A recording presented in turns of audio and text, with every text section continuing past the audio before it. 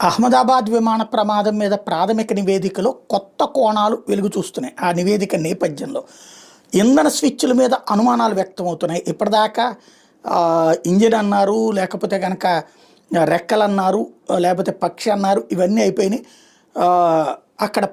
అక్కడ oil pump కాకుండా ఆగిపోయినటువంటి సందర్భానికి సంబంధించి ఒకటేమో చిప్ గురించినటువంటిది ఆరోపణ వచ్చింది. ఇప్పుడు బ్రిటన్కి సంబంధించినటువంటి కాన్సెప్ట్ని బేస్ చేసుకుని ఇంధన స్విచ్ల మీద అనుమానాలు వ్యక్తం అవుతున్నాయి. బ్రిటన్కి చెందినటువంటి పౌర విమానయాన అథారిటీ సిఐఏ కీలక ప్రకటన చేసింది. ఈ ప్రమాద ఘట్టక 4 వారాల ముందే బోయింగ్ విమానాల్లోని ఇంధన స్విచ్ల మీద హెచ్చరికలు చేసినట్టు చెప్తోంది. 787 డ్రీమ్ లైనర్తో సహా 5 రకాల బోయింగ్ విమానాల ఇంధన స్విచ్ల మీద మే 15 భద్రతా నోటీస్ జారీ చేసినట్టు సిఐఏ తెలిపింది.